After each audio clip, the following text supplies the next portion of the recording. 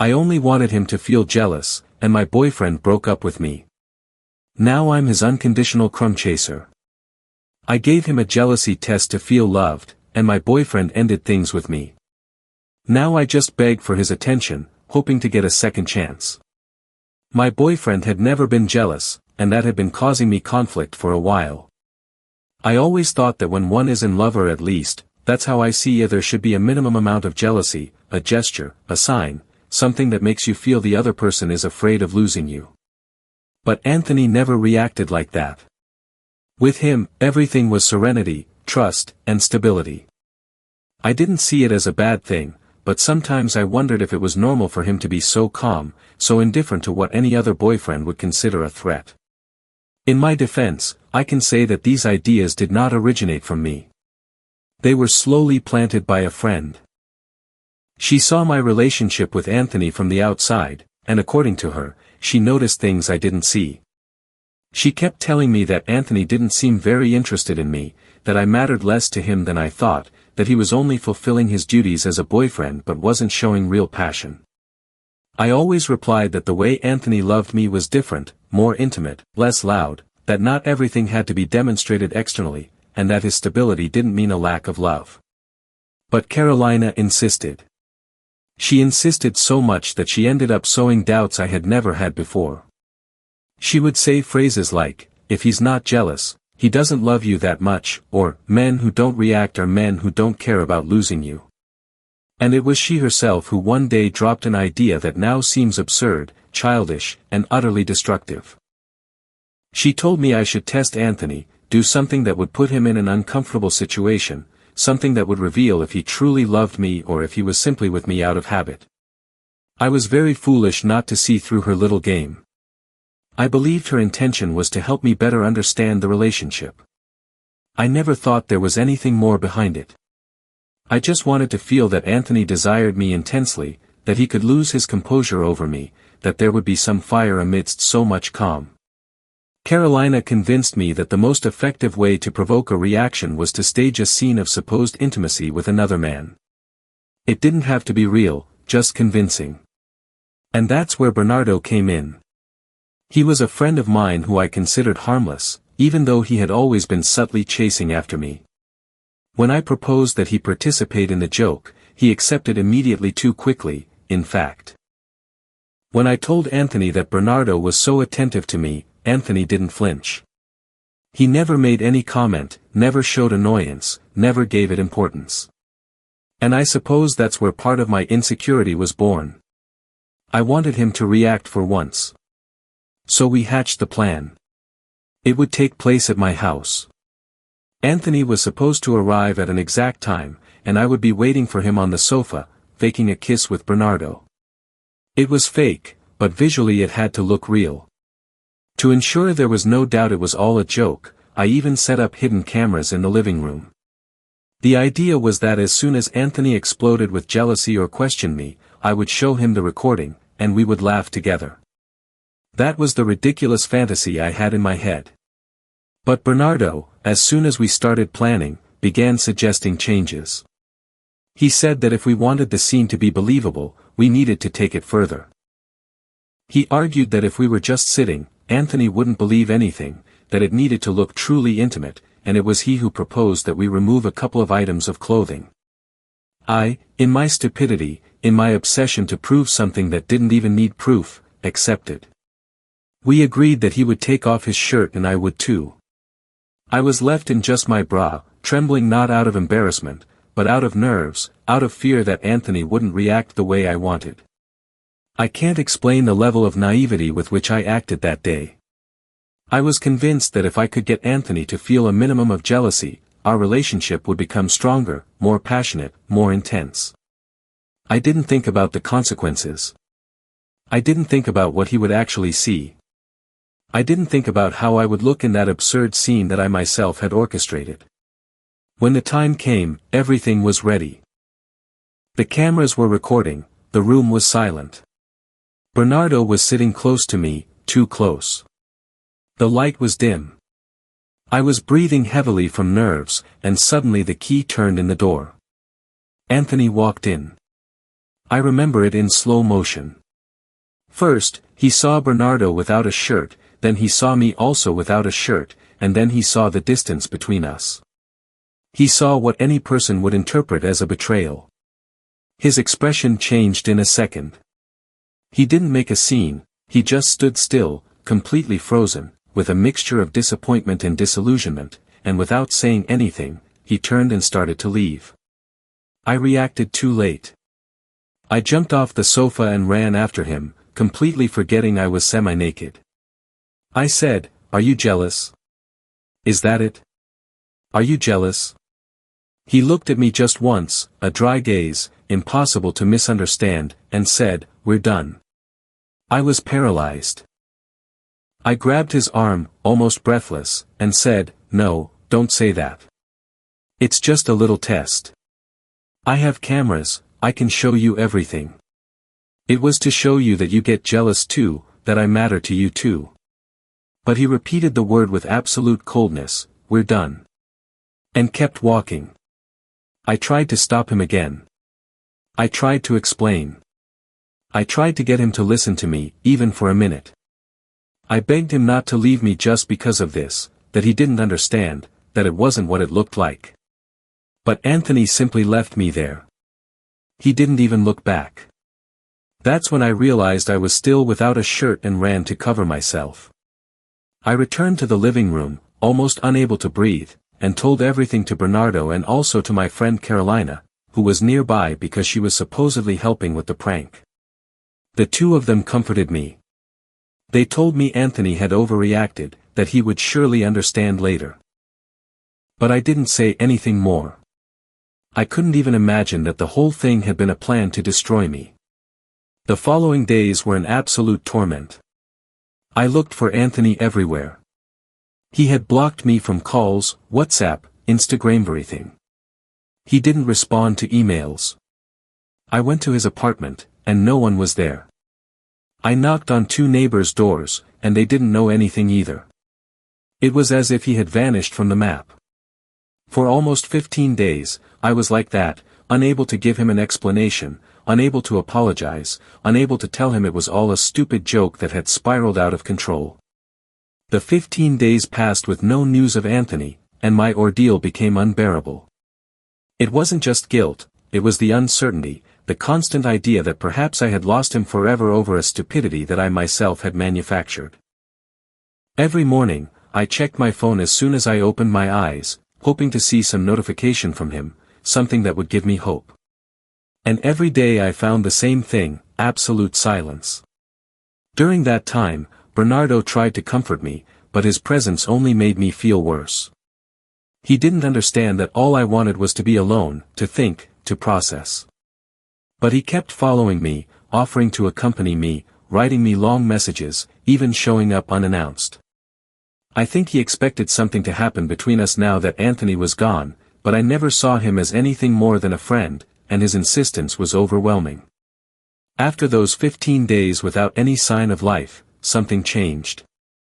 I saw that my messages were now appearing as read. That simple label was enough to make my heart race.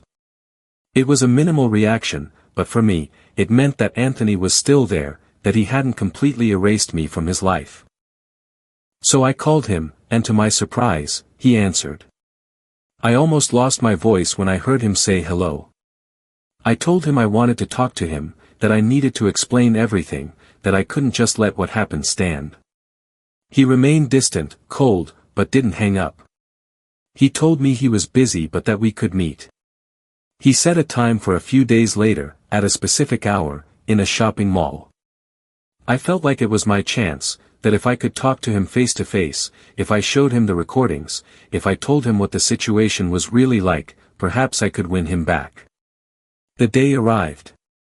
I got there early, too early.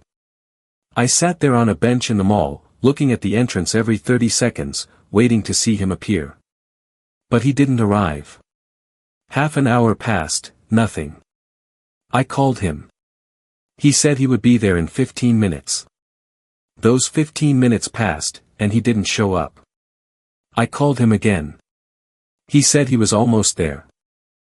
He kept me waiting like that for almost an hour.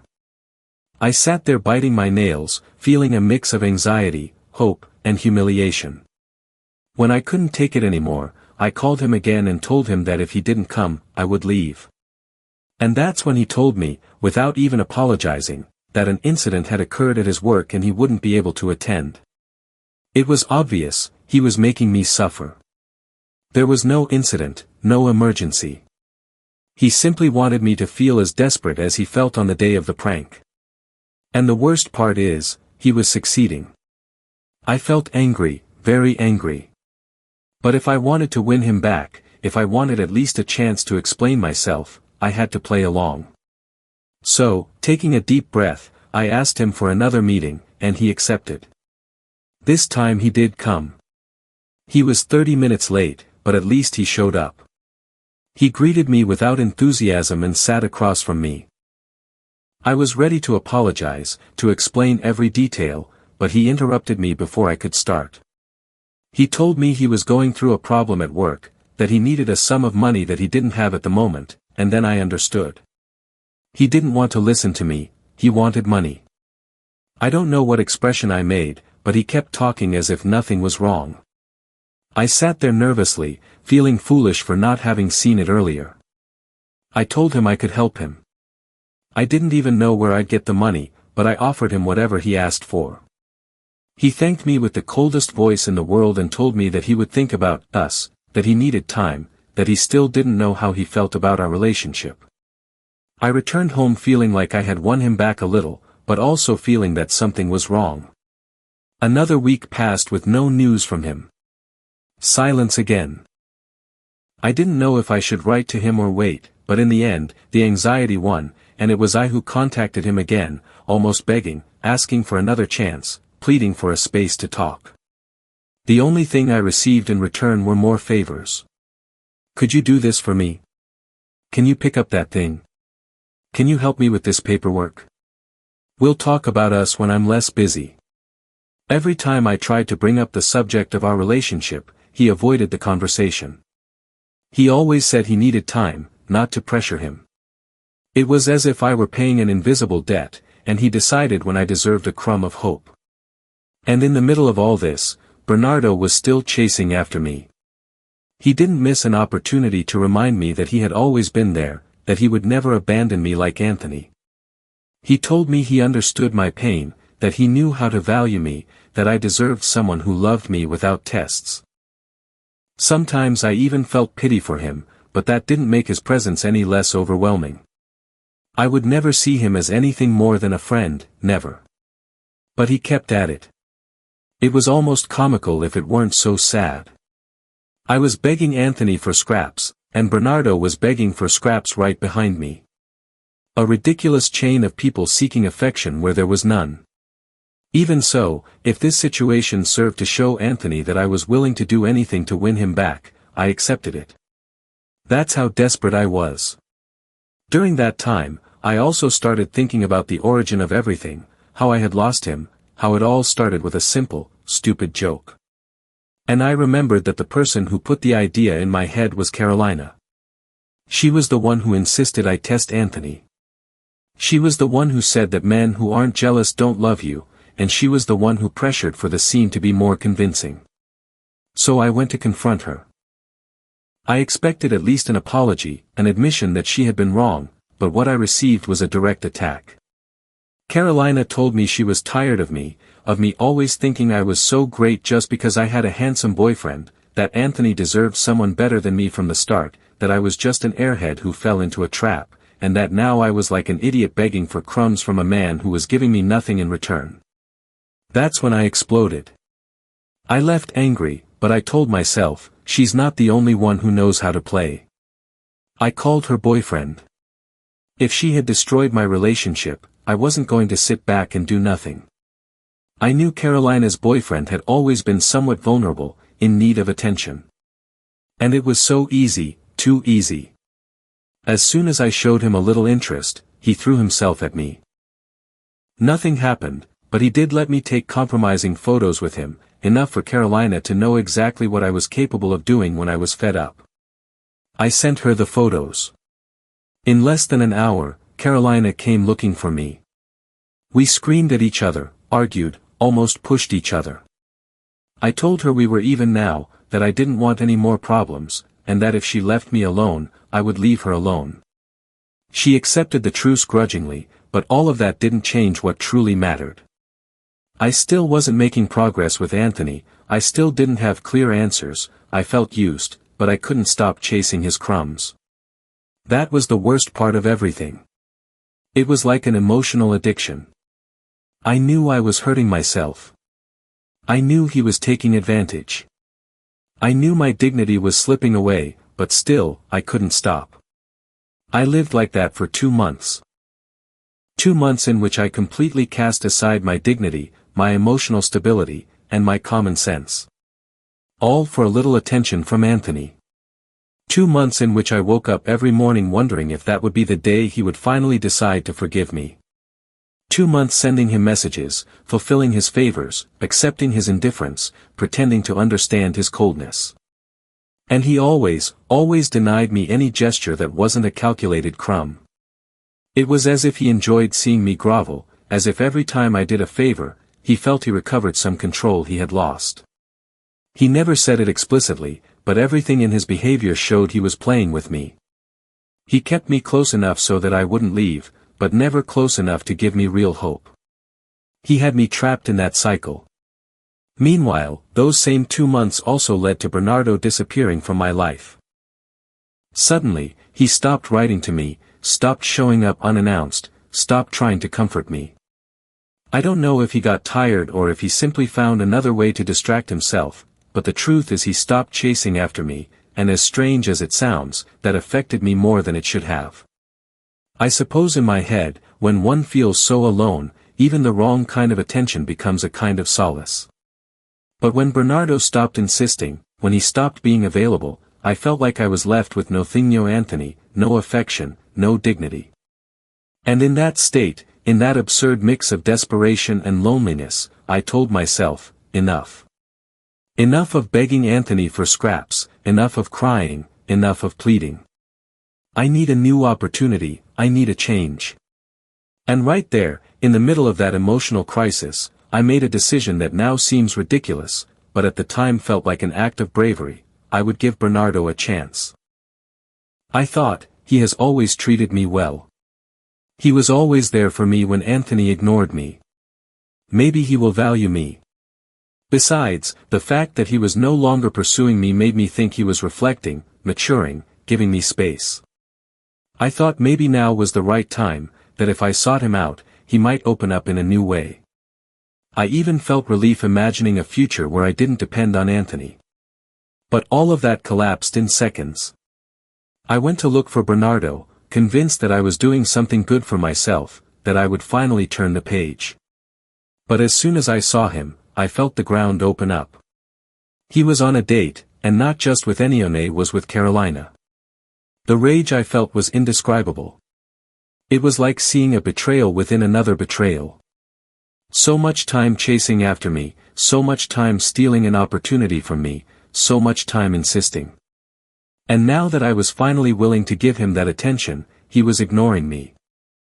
Worse, he was sitting there, smiling, chatting, flirting with the same woman who had led me to lose everything. I approached without thinking. He saw me, and his expression changed from surprise to discomfort. I asked him what he was doing. I asked him how long he had been with her. I asked him why he had changed so much. And he, barely looking at me, said he no longer wanted anything to do with me, that he had moved on, that he had gotten tired. I acted badly after that. I admit it. It was as if I needed to win something, even a stupid victory. I resorted to a desperate ploy, trying to seduce him, insinuating that he could still have something with me, that perhaps we had misinterpreted things. It was pathetic. I hate myself for it. But in that instant, humiliation clouded my judgment. Bernardo pulled away. He looked at me with seriousness and said something that left me motionless. You should have more self-respect. You always minimized me. I never mattered to you. And now that you're tired of waiting for your ex, you want to give me a chance? Well, no. I am nobody's second choice, and I'm tired of losing my dignity." His words were like consecutive slaps, and the worst part is, he was right. I left there feeling even more broken. I just wanted answers, I wanted clarity, I wanted at least one person to tell me to my face what they really felt. So I made a decision, would go to Anthony's house and confront him. When I arrived, I was exhausted. I knocked on the door. He opened it. His expression was a mix of annoyance and amusement, as if he had been expecting that moment. I asked for an explanation. I told him I couldn't continue like this, that I needed him to tell me directly if he planned to forgive me or if all this had been a waste of time. I asked for an answer. Any answer. He made a face with his mouth, like a twisted smile, and said, "I was never going to give you another chance. I wanted you to learn to grovel. I was never jealous, that's true. And that was because I trusted you, but you were never worth it. I hope you at least learn your lesson now." And he closed the door without an ounce of empathy. I pounded on the door. I yelled at him to pay me back the money I gave him, not to be shameless, to at least have the decency to return something to me. But he didn't answer.